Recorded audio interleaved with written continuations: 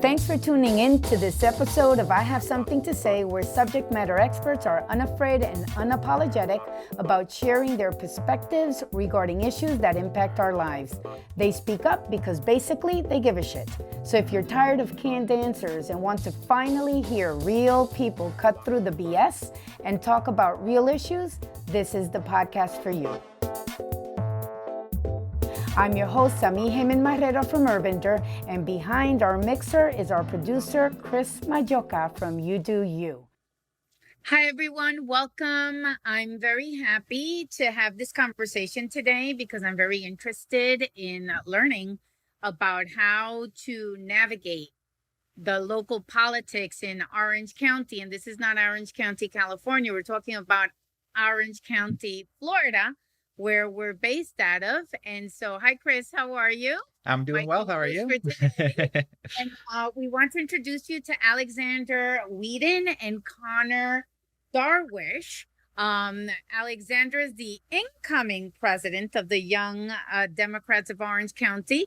And Connor, hi, Connor, you're the outgoing president of the Orange County Young Democrats. And I'm just really happy to have both of you. We're both excited. And thanks, Chris, for having them, inviting them to join us today, because we're kind of like in a really interesting space here now in Florida, right? Where it's like, is it going to happen? Is it not going to happen? You know, what is youth, and the young, voting bloc thinking about, and I'm sure you talk across all segments, independents, Republicans, Trumpists, because that's a whole other category, right? It's become, and then obviously the Democratic movement, right? And so thank you for joining us today. And we just want to start off by having like a mini introduction, because we've learned that many times people dive into politics or into organizing because they have a spirit of activism and advocacy for underrepresented communities and issues that are, rooted in societal disparities. And so let's kick it off with the incoming president to the Young Democrats of Orange County. Alexander, could you just share with us a little bit about how you landed where you are now? Sure, absolutely. Yeah. So my name is Alexander Weeden. I use he, him, his pronouns. I'm an Orlando native, and my parents. I grew up in a household with a public defender and a school teacher, and I think that's a big part of where my sense of service to the community came from. My sense that not everyone is growing up and living under the same circumstances, and that institutions, the law, just adults in general, even when I was little, I had an understanding that they don't really know what's best for folks, even when they do have good motives, and oftentimes they don't.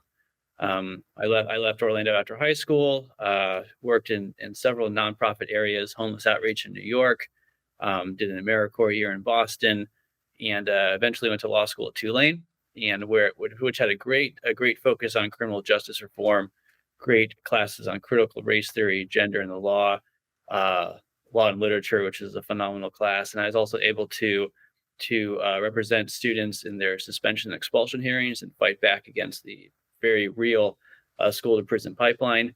Also represented young women in their judicial bypass hearings, where minors who were seeking an abortion who could not get their parents' permission had to go before these older white judges and try to explain things. And that was always like a very harrowing, Kafka-esque experience. That's always really stayed with me as well.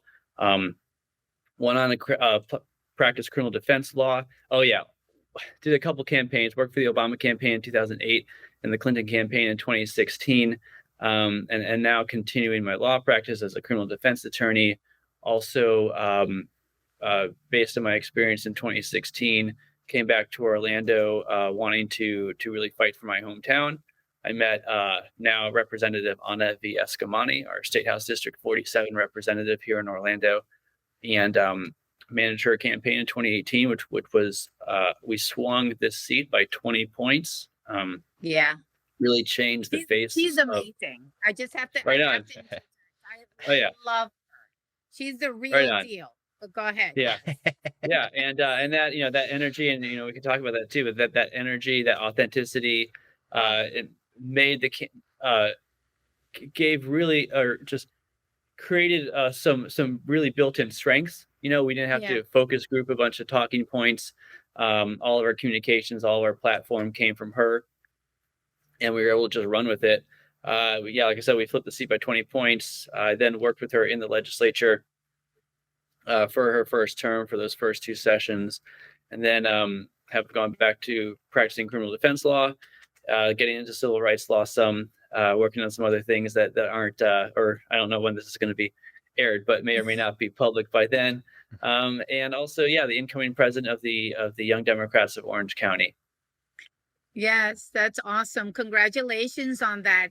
And then Connor, it's so interesting because you were part of the board as the communications director, right? And it's a 2-year term that now you're Yes. passing the baton on to Alexander. And so then, first off, tell us a little bit about your background and how you accepted to be the director of communications for the Young Democrats of Orange County. And then all of a sudden you had this opportunity to step up your game, right? And take ownership of the role of president. And how's it been for the last 2 years?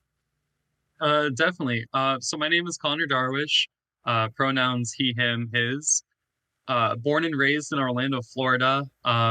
My mom is a kindergarten teacher, a public educator, and my father works for Universal Studios, technician turned executive. Going back to college, getting his degree in business, then going and pursuing his master's, all while working full time to take care of my family. So hard work and discipline, and really that motivation of trying to take care of others has always kind of been in my family. But politics really has never been in my family. It was something that I discovered through watching vice presidential debates, funny enough, and realizing that might be an opportunity where I could do this and really make a difference. But when I joined the Young Democrats of Orange County, I was elected and sworn in at the age of 17. And then I left being 19 years old. So I really came in it as someone who was still in high school, very young. And one of the biggest things that I took away from the Young Democrats of Orange County was that it's not only an organization that can promote change, it can promote volunteer efforts, it can help local campaigns, even statewide campaigns, but it's really a tool that I think can be used to create opportunity for high school Democrats as well as college Democrats to have that first door into politics. When I was first elected to the Young Democrats of Orange County, I was actually an intern for Alex and Anna Escamani. Alex did that interview, and he hired me as one of what we like to call the OG interns. We were part of that first batch. So, it really was that first door, not only into politics, but into management, into leading a group of people, leading a group of volunteers, leading a board, a communications team. And when that current president, who I first served with as communications director, resigned, there was an opportunity to kind of elevate and take hold of that mantle of being president. And with a lot of support of my board at the time, I gladly accepted it, and I tried to lead YDOC the best I could. I think in 1 year, we really focused not on so much grassroots mobilization, but really building up the house.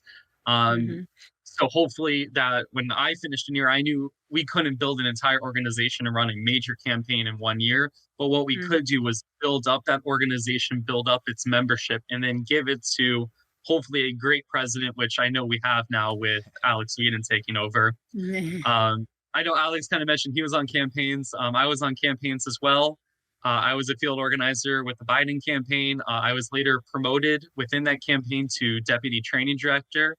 And I'm currently working for a small firm based in Orlando, Florida called In Touch Strategies, where I'm managing political campaigns. And, this was all in a 3-year stretch. And it was all because I was given that opportunity as a high school student. I was given those lessons from people who have worked on campaigns and really been in this game for a while. And continuing my service in politics, that's really what I want to promote with others, and with those who will continue to work with me, is that Mm-hmm. the best thing we can do in local politics as well as national politics is create opportunity for growth and for involvement.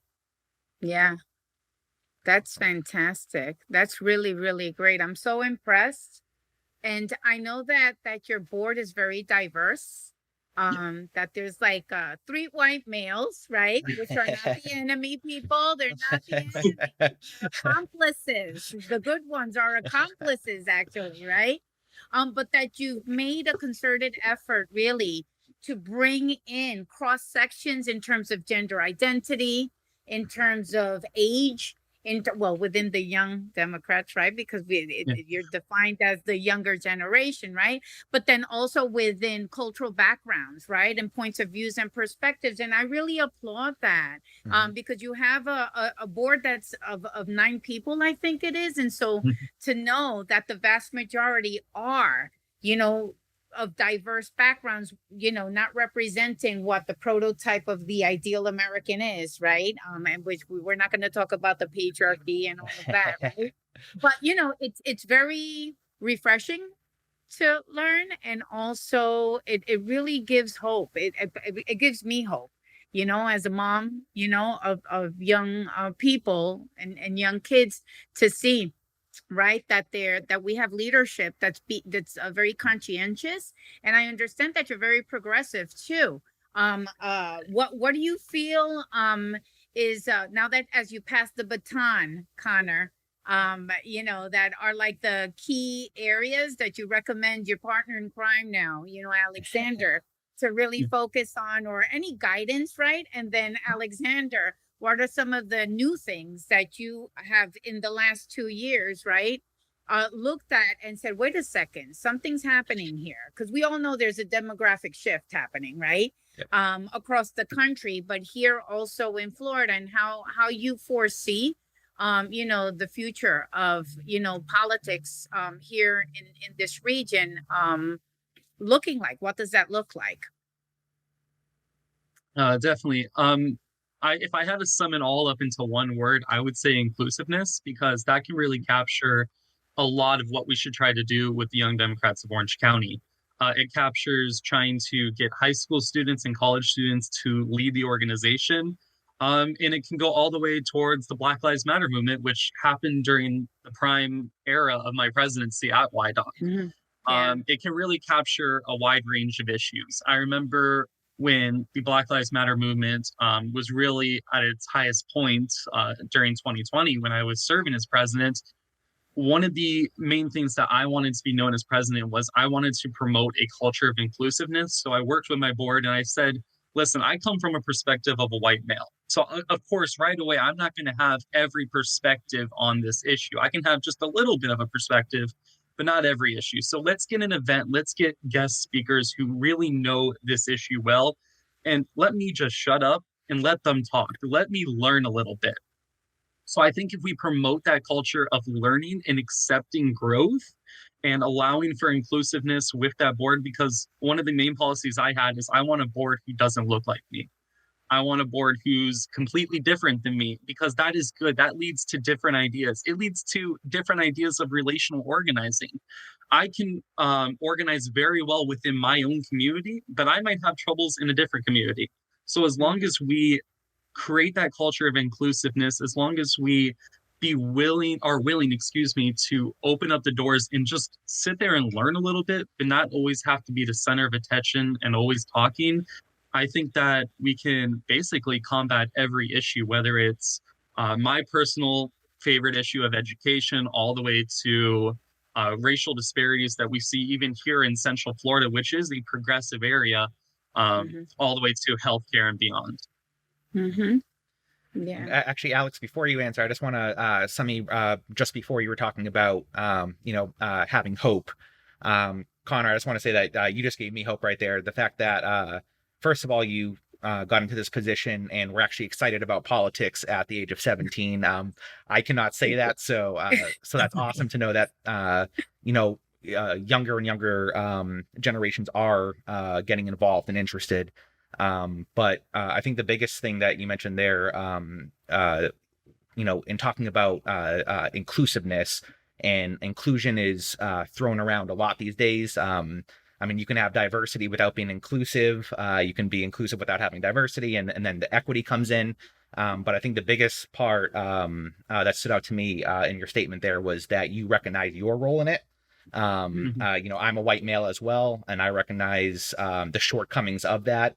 And you don't know what you don't know, so you have to actually roll up your sleeves and learn about it. But the fact that you created that environment around you and that culture around you and made it a policy to not have board members look like you, that to me is really profound, and gives me a lot of hope for our future. Yeah. Yes. Yeah, no, I'll go with that word hope. And for me, and for that obviously that is a look to the future. And one of my proudest moments was Representative Escamani's re-election kickoff. She had all of her, at least in attendance, and it was dozens, all of her former interns who were in attendance come on stage with her. And again, there's dozens of young people, many of them even still in high school, many of them in college. At least 3/4, the vast majority, young women of color, who are all brilliant. And again, when we talk about these things, I also want to, well, I'll come back to that, but so and the great Emily Ray, who's a local photographer, was taking pictures that evening. And Chris, you've probably met her at our different events and everything. And there's, she was able to, and there's like a little collection of like photos of me beaming at different events. But she was able to capture like a photo of me. I didn't go on stage with them, and just kind of on the corner of the side of the stage, kind of just looking up, and it just really expresses, my sense of accomplishment, and a sense that we came here, or I came back to Florida to on a mission to shore up progressive activism in Orlando, and there's a real sense of mission accomplished. And when you take on that responsibility of politically fostering young people who either aren't used to doing the work, aren't used to seeing people like themselves in the work, it's a huge responsibility. If anything is discouraging, if anything is too chaotic, and campaigns can be, it can snuff out what could potentially be like a 30-year career. And all of the work, all that future work could be snuffed out in a weekend of bad volunteering. And and Connor's like a literal example of that. Everything he's done in the past 3 years. He came to our office, Anna's fantastic, but he came to our office and I was a mess, and the office was a mess. And we work so hard, and there's a real we're not getting the ideal amount of sleep every night. And if all of that just kind of came out, he could be like, well, this is the worst experience of my life. I'm gonna, so education is really important. I'm gonna go to college and be and major in education and be a fantastic teacher, which we obviously need too. And we've had pre-med students switch their major to poli-sci and everything. So it's so important to me, and it should be really important to everyone in this work and everyone in a managerial position, to make sure that you foster and grow that talent, so that they in turn will do the same. I hope that Connor, you learned some good lessons from our office, and that continuing to work as well. And the other thing I wanted to mention from what Connor was saying too is that as we want to make sure that the entire community has a voice and a platform, it's really not that hard. I don't want the language to sound like we're out there like talent scouts or whatever. So far we've had like 3 events, and none of the speakers have been white males, and that was not even, I'll admit that wasn't planned at all. Our first event was about the need for single member districts in Winter Park, and there's a couple great community leaders already there doing that, who both are African American women, because Hannibal Square area. Our second event was on the campaign to save Split Oak Forest, and the leaders of that campaign, including one of our county commissioners, Nicole Wilson, are both women. And then my third event so far was on the campaign to save Austin's Coffee and to combat combat the bulldozing of that strip of businesses in Winter Park. And it's two young women who are leading that effort as well, who've engaged literally like something like hundreds of thousands. There's been like hundreds of thousands of views of their videos and everything. So it's like you don't have to reach, you don't have to, you just have to see. You know what I mean? You just have to Yes. be aware. Mhm. And tonight is our next tonight we're taping this May 18th. Tonight is our member meeting, and it's going to be on HB1, the anti-speech bill that the governor signed. And again, our panel happens to be all African Americans, but they are our state attorney Monique Worrell, and an attorney who's on the Orlando Police Department Citizens Review Board. And then also Maxwell Frost, who is the one of the lead organizers with March for Our Lives, nationwide. So, so it's the talents there, the experiences there. It's just being aware of it rather than having to be too consciously searching. That's because that's one of the things that conservatives will throw at folks. Mediocre people will throw at folks like, oh, they didn't earn that spot or whatever. And so I just also, want to point out too, these are exceptionally accomplished people who in all these fields that we've had them on, are just like way, way above my pay grade. So, I want to make that so clear you want to too. do more of that. Yeah, you want to do more of that, right? And I know that you basically, are very how do you say, steadfast, right, in calling people on their shit, and let's just call it, right, even the Democratic Party, because we've had like a little bit of conversation before this, and I really admire that, right, because although, and I agree with you, Orlando within Florida, right, the state tends to be, right, much more progressive. A lot of times it's an illusion, or at least that's what I've experienced. It can be. Right? Yeah. Yes, it can be. Yeah. And so then you have to, I mean, I've been here for 17 years now, so I've learned what to ask or what to listen for, right? To know, okay, yeah, this person's, aligned, right? Or this person's not so much, but it's giving the illusion that, and then this person's straight up not aligned, right? And I almost appreciate that.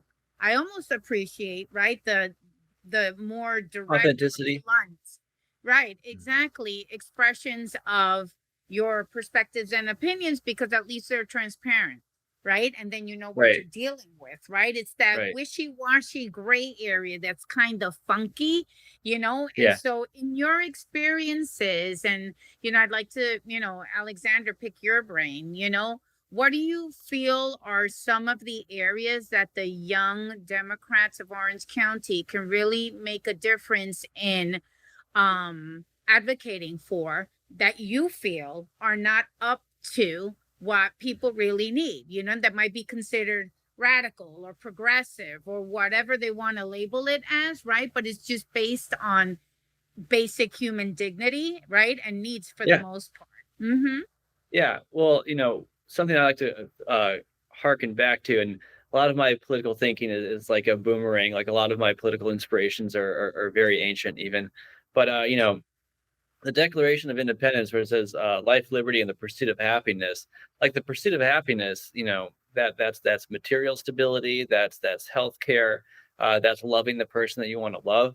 I mean, that line that's, was written by a slave owner 200 whatever years ago, holds so much of the most progressive elements of our platform. And so it's like the germ, almost, subconsciously, whatever, in his head. I mean, the germ of all this was there from the very beginning. It was there even like, in the more egalitarian elements of like the Mayflower Compact. And so we have this, and at times, they might not even be aware of it. We have this little germ of radicalism in American politics from day one. And for me, if you're not doing it for the right reasons, it's like, what's the point? We talked a little bit before about kind of using your privilege and everything. I'm an attorney. I can't, I don't need to do this if I don't feel like it's right. I could just, I can just walk away from it. And for me, it's it's using that like material privilege and the education that I have and the experience that I have to try to do it the right way and try to hold people accountable. Um, and one of the things with the Florida legislature, I'll say, is Democrats have the luxury of not being in power, where they don't have to be held accountable to what passes, because the Republicans are going to pass all their bills. Democrats can put up a great fight, and it's beyond admirable. And I don't want any of these words to make it sound like there's not the effort, but there's some folks who I think are pretty relieved that that like the progressive legislation that Representative Escamani files doesn't get heard. And so that's something that we need to constantly be aware of and hold these Democrats accountable. Young Democrats, we're folks under 40 technically, and that yeah, and it tends to skew more progressive. But I also want to stress to both, on here and our members and everything, that there's no purity test, there's no ideological purity test. Republicans are so far to the right that that there's a wide range of viewpoints that are covered, and really I think all of mainstream American viewpoints are now covered by the Democratic Party, and we saw that in the lead up to the 2020 election. We saw that even back in 2016 with some never Trump folks, and the migration of logic, to one side. But that's also dangerous too, because you don't want that to become the new identity of the Democratic Party, or fear of then again alienating those folks. And so we do have to be progressive, but again, it's that authenticity, and it's holding Democrats to their spoken values. And we can do that by a lot of our, as I kind of mentioned, a lot of our programs are educational about what's happening locally in our community. We want folks to know what their elected officials say they're doing, and also what they actually are doing. And we want to promote good ones too. I think, we can stress critiquing folks, but I also really like to stress lifting up, supporting, thanking our great elected officials. That's why Nicole Wilson, who is not technically flipped because our county commission seats are nonpartisan, but she took a seat away from someone who was just, mired in, we have our own local swamp of politics, but mired mired in like theme park money, Universal money. And she's, she's an environmentalist. I think she's an attorney herself. And she out fundraised, but with great grassroots support, she took that seat, and so she was one of our first speakers. And so it's also about lifting up the good ones. And then our June meeting is going to be our legislative debrief, and we have Representative Escamani, we have Representative Carlos Smith, Representative Brown, Camilla Brown, and Senator Linda Stewart, who are going to be there. And so we also want to lift up our local champions as well. Yeah, totally. And I see that Carlos Guillermo Smith, also another star. Yeah. Oh, yeah. In the community, love him. I have a question for you, Connor. So you're like I could be technically your mom, right? So now I'm curious now. Alexander, I'm not sure about you though. So I'm not that old. I could be his dad too. I'm 37. I'm messing with you. But Connor, so I'm curious because since 2020 was the year where children under the age of 18, in this country that's it, the tip over happened, right? What they're calling the minority majority shift that happened last year, where the majority of children under 18 years of age are either Black or brown, right? Or from what was called a minority group, right? Or now people call BIPOC, right? Black, Indigenous, people of color, or however you want to call it, right? We're not going to get caught up in the semantics of it. Now, since you're older than that, obviously, right? But you started your quote unquote career in politics, part of that segment of the population. What do you see what do you see with younger people? Because I feel and I see, right, that this generation is much more open. They're not they're very determined. They place value on other things, not so much money, not so much success, like what that the social construct, right, that we're given to believe is success, or whatever that we've defined up until now that success should look like. And so, but I'll shut up because I'm curious. I want to hear, what do you feel? Because I'm wondering, is it coming soon? Is it coming like in the next couple of election cycles that we will actually see Florida go from red to blue? What are your thoughts on that from what you see? And I know no polling involved, none of that. Yeah. You do have polling numbers that I'm not aware of, but talk to me. I'm interested. I'm going to kind of turn to my time with the Biden campaign because I think that's where I best saw it. I had high school and college students intern with me while I was a field organizer and while I became deputy training director. And it was, part of my French, probably the most kick-ass group of folks I've ever had the pleasure of working with. I was supposed to be their quote-unquote supervisor, and in a lot of ways, they were teaching me because I'm kind of an old man when it comes to social media. I don't know how it works. I just, kind of left it open to them, and they really did excel. There was one young lady who is graduating from the high school that I actually went to this year. And she was amazing. She would make over 200 calls a week. She was recruiting 5+ volunteers. She had a big Twitter following, and she really just excelled on everything that she did. And she really kind of taught me how to be a better organizer as well, because there was a lot of stuff that she did with social media that I didn't even think of. And then I told her, hey, how did you do that? And I kind of got to work and started following her. So what I would say that I've best seen about this kind of upcoming generation is that kind of what you were saying, it's not about the money. I mean, we would like to make money and be able to afford homes and have healthcare, but it's really, it's not about the money. It's really not about the power that you kind of normally see in politics anymore. It's really about the issues.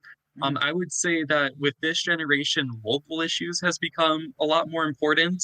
I would say 20 years ago, state representatives, state senators probably were vastly unknown, really didn't care about them. They were just kind of there. It was kind of a stepping stone to being a United States congressman or a United States senator. But now we have rock stars like Carlos Guillermo Smith, Anna Escamani, Camilla Brown, who are really shaking up Central Florida and turning it into a really progressive community.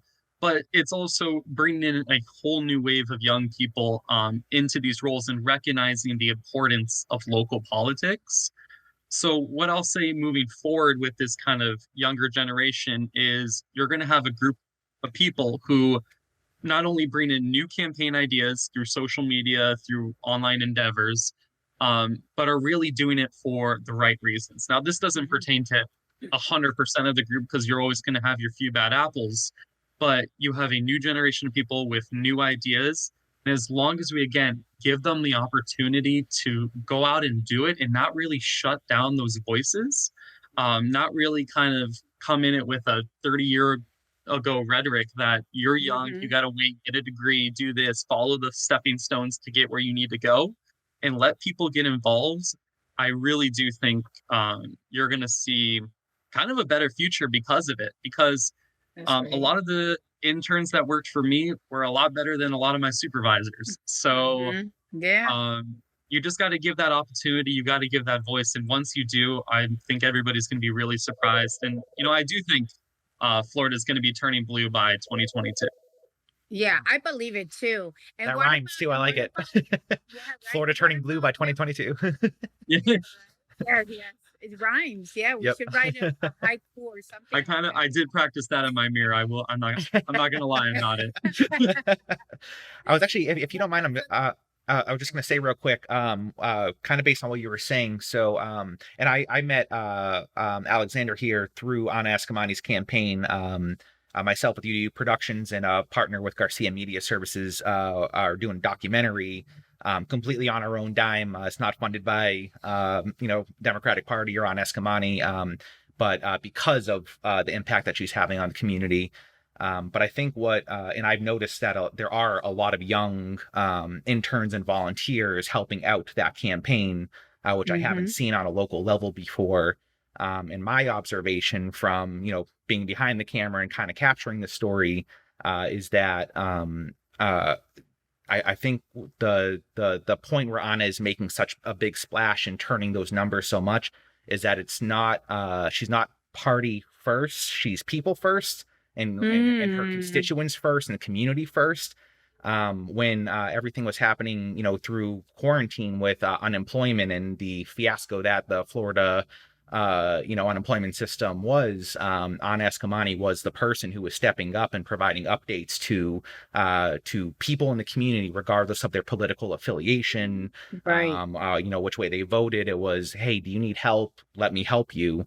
And I think that is really what I've seen people kind of rallying around. It's just that, like, wow, she is just here to help the people and do her job, as the person who's representing the community. And that's just something I haven't really seen before. And that's what inspired me to, volunteer my time to, start working on the documentary and just kind of capturing the story, because it really is something unique that, I'm 35 years old and I haven't seen it in Massachusetts or in Florida, where I've lived now for 13 years. So just kind of really cool. And again, going back to hope, just gives me a little bit of hope here. Yeah.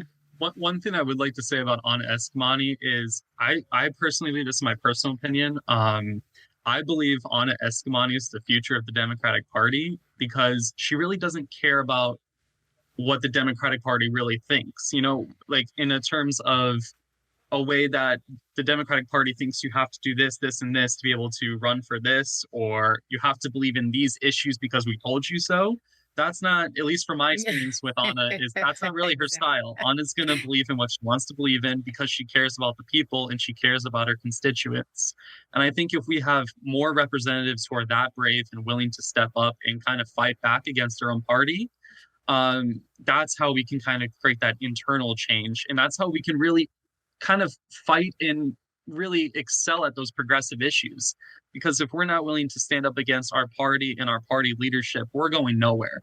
No matter how well you organize, no matter how many people you know, if you're not brave enough to kind of stand up to your own party for issues that will benefit your community, I don't think we're really going to go anywhere. Wow. And what a great segue. Have you spoken to young Republicans? Are there any? I have met 2 young Republicans, and now I will say after probably 2 conversations, they're Democrats now. Wow. I think that those young Republicans, in kind of a weird way, it's not really, I think it's a lot with their parents. It's what they're educated on. I think if you educate and you teach about the issues and you're willing to have those open conversations and most of all be patient, I think more and more people will become Democratic. Now, it doesn't have to be super progressive. It can be moderate. But I think education is the #1 tool of the Democratic Party, because once we educate, I think we're seeing more and more Democrats, which is why I think 2020 turned out as well as it did. Yes. And inclusiveness, right, Alexander? We started and inclusiveness. That seems to be like the magic formula right there. Yeah, well, it's about engagement. And 2020 has had one of the highest youth turnouts ever. And I haven't seen the numbers for this last cycle, but in 2018, going into 2018, so I guess these were like 2016 numbers, District 47, it was like the voting population, not the residential population, but the voters were 85% white in District 47, and that's not the community. And so it's not just simply about demographics; it's about engagement. And it's about I just took a note. It's kind of like script writing. Show versus tell. A bad script when it's a bunch of exposition, people like explaining to the camera, to the person who already knows them who they are. Rep Escamani, she like shows and doesn't tell. She does the work. Talking about like how Democrats like think, what they're thinking is also like overthinking. Democrats like overthink and some of them can be scared of their own shadow. And we just kind of cut through that. And at the same time, Representative Escamani has 4 degrees from UCF. And so she came prepared to put that into action. I think what I've seen is that folks are way less ideological than political people think, and I think they're way less ideological than they even realize. Representative Escamani also won 2 precincts that Trump won in 2020, and it's been a while since I've looked at it. I believe it was I believe that both she and Trump won those 2 precincts by double digits. So she won by over 10, and Trump won by over 10, if I remember that right. But again, at the very least, she won two in a very polarized election. Yeah. With a D next to her name, she won those 2 precincts, and that's because of the work that she did, with unemployment, but also she doesn't hide a single progressive element of her platform. I know. From wages to abortion rights, her work with Planned Parenthood. As of, again, we're here on May 18th, and as far as I know, as of May 18th, she's one of just 2 representatives who's spoken out against the bombing in Gaza that's happening right now. Yes. And so she's not afraid to do that either. And so, and it has not cost her anything. I mean, it might have cost her a few folks, but it's also brought in others, and it's made folks realize that this is work that's based on work, not on talking points or again, kind of focus group triangulation. And that's something that we brought into the work from the beginning, having worked on the Clinton campaign that was definitely scared of its own shadow. And in Pennsylvania, where they were not listening to anybody, that's where I was in Northampton County, Pennsylvania. And we had talked about that when we first met, and about how, and I think that Hillary Clinton is someone who is much more progressive than people realize. After I got in that campaign, reading more about her, learning more about her, she's a much better candidate than she let herself be. And we talked about, or that others let her be. I wasn't that. I don't know. And we talked about how awful. And again, this was early 2017. So in the wake of all that, how awful it must feel to lose that way, to lose not as yourself, and to think about what, if I was, if I just did it my way, or if I just spoke my mind, it could have potentially been different. And, she resolved from the beginning that I'm going to win or lose as me. One of the first things that she did was write a concession speech so that we knew why we were doing that, even if we lost. And that kind of brings it full circle too, because that was to get young people involved and to build a base for the next turn, for the next cycle in case we didn't win. Of course, she got herself way ahead of schedule by activating the community that she did, and then winning by the margin that she did, winning re-election by an even greater margin. And really, I think, changing the face of Central Florida politics. We have a very progressive state attorney now, Monique Worrell. Anna had a list of endorsements for 2020 that actually a lot of other elected Democrats were endorsing other people against the folks that Rep. Escamani was endorsing, and the vast majority of her endorsed candidates won. And like I said, in the 2018 campaign, we had over 600 people show up to volunteer at least one time. Actually not just like a list, like put their name on a list, but actually, showed up, at least virtually. We had volunteers on the West Coast, doing phone banks, making sure I had things like set for Central, for Pacific time.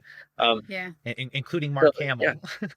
Yeah. And again, based on the work, and showing that don't put anyone in a box, and don't give anyone a ceiling. That's something else that I stress with anyone that I've given advice to, is when we have 14, 15-year-old volunteers, don't assume they can don't assume they're just gonna be counting literature and rubber banding it or whatever. Exactly. Yeah, don't assume that someone who has a mobility issue can't make phone calls and texts and reach hundreds and thousands of people.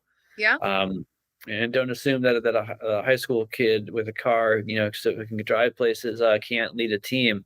We Yep. had staging locations at UCF that like I never visited in 2018, where we had interns who knew what they were doing. They were trained well, and we trusted them, and they were UCF students, and they'd go out there and they train others themselves, and they'd come, Yeah. by the dozens to canvas for Anna, to knock doors for her. Yeah. So um, Yeah. with an open mind, we built an army. That's awesome. I mean, it's just so wonderful. And I agree. Engagement, it's critical. And I think that as people are turning, and I'm not gonna say kids, right? People are turning 18, they're already plugged in. And I'll give you an example. My nephew just turned 18, Cinco de Mayo. And when we spoke, I'm like, oh my gosh, you're like, you could do so many things now, right? Because you just turned 18. And the first thing he said was, Titi, I can vote. That's the thing that I really want to do, that I'm looking forward to doing. And I'm like, wow, that's like huge. That's like It's fundamental. Yeah, I grew up in Puerto Rico. So we're 98% of the population votes, right? So everybody votes. It's like they close everything. Wow. It's a national I didn't know holiday. that. You Wow. better go out and vote. That's a dream. I've been voting and marching since I literally turned 18, right? So when I met my husband, who was born and raised in the Bronx, also from a Latino family, and at 30 years old, I'm like, when the next election came, I'm like, okay, so let's go. And he's like, oh, to vote? And I'm like, yeah, don't you vote? He'd never voted in his life. And to me, that was like, oh my gosh, is this the right dude for me to even marry? Because he's not even, engaged civically, right? But now obviously he has been, right? And now he won't shut up. Right on. He's very, very, very progressive and very in tune, right, with the needs and his sense of responsibility. And so it's great to see that, that as time moves forward. But I almost feel like I'm listening to both of you talk, and it's like I remember when my dad used to talk about him marching against Vietnam and all of this stuff. It's almost like you're the second wave of baby boomers, because that was his generation. Yeah. I'm like, oh my God, it's like all of these young, talented people that are not waiting to be invited to the party. You're like creating the freaking party, right? Yep. You're saying, no, we're like grabbing the bull by the horns and just calling a spade and getting involved, and either, lead and we'll follow, let me lead and you follow, or if you can't do either one, just get out of the way because we're coming. And that's what I'm sensing from this conversation. And it's just amazing. I'm just so happy. And I too feel hope, Chris. What do you think? Yeah, no, I was actually gonna just personal experience in doing the documentary during the campaign this past fall.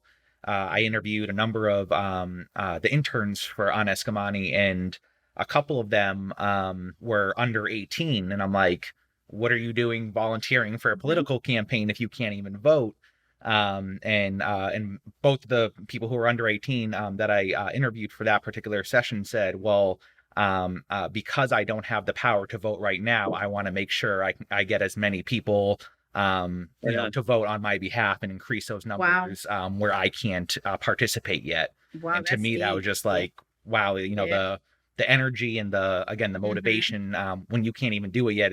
A lot of people would be like, well, I'll wait till I'm 18, but no, like I'm gonna roll up my sleeves now and make it a better place before I have a chance to cast my ballot. So it was just a really cool experience. That's and great. And kind of go off the baby boomer moment. That's like, my heart's like in the 60s, and I'm beautiful that music and everything. So I love those comparisons. And like my mom who marched in the women's rights movement, there's older folks that have been active and are so relieved. It's like that, you're right, that next wave, that next generation, those reinforcements are coming. They can literally kind of pass that baton and everything.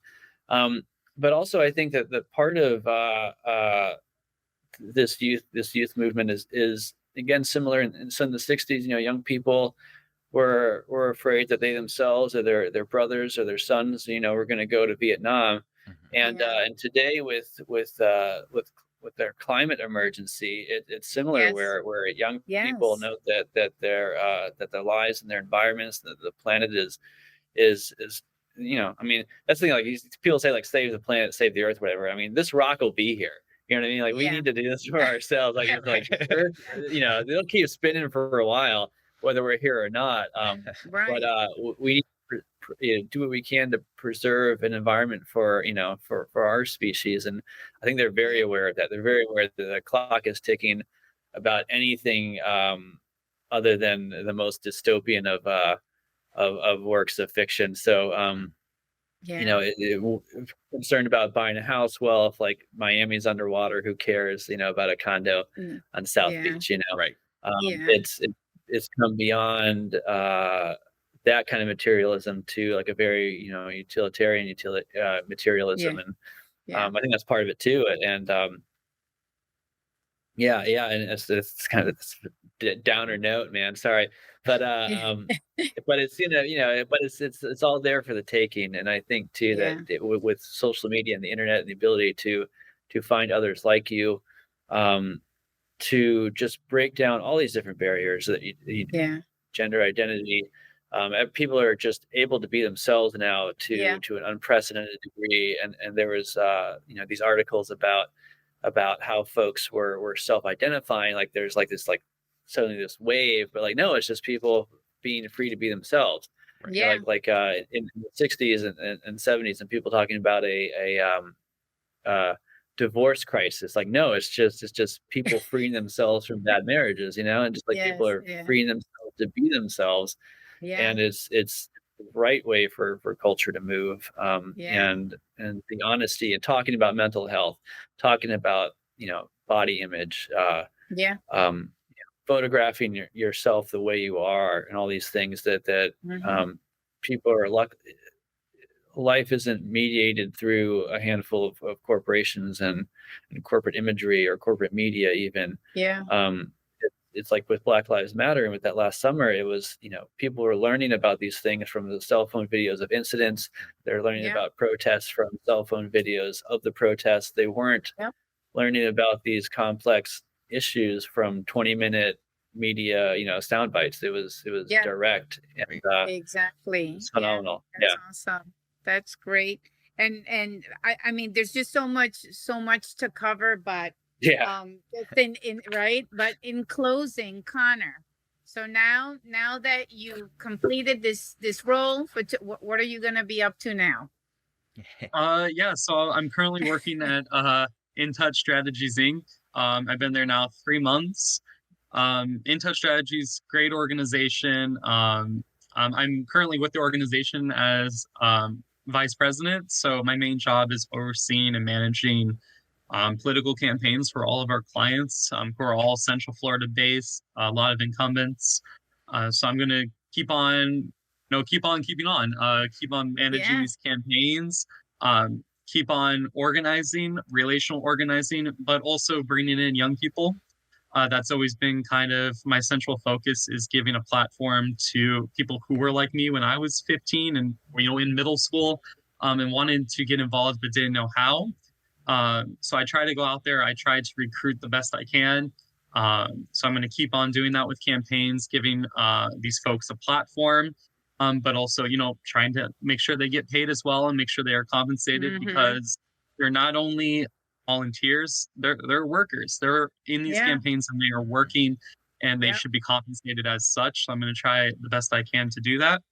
Yep. And then far down the road in the future, I'm still in college, probably going to go get a master's degree, maybe go to law school. Who knows? The future is endless. Yeah. But all I That's know for right awesome. now is I'm going to be chasing that dream of kind of being like my heroes on those presidential debate stages. And who knows, maybe one day in the future, I'll kind of live up to what they did for me. Yay! Bravo! That's what I'm. He just dropped the mic, Chris. This was awesome, guys. Alexander, Connor. I mean, just such a joy to meet you, to talk to you. Hopefully, one day soon we can meet in person and we could hug it out. Right? Yeah. And I really appreciate the platform and the time yeah, for sure from y'all yeah, and the we're invitation. really Chris. excited to have Appreciate you. that. Thanks, My Chris, pleasure. for reaching out to them and having them as our guests Certainly, today. it's important for people to hear. So, Yes, absolutely. Great. Have a great week, guys. see you Bye, later, y'all. kids. This concludes this episode of I Have Something to Say. We want to thank you for tuning in. Don't forget to tell your friends about us. We're on Spotify and iTunes as well. There's more to come next week. And remember, if you have something to say, it's time to speak up.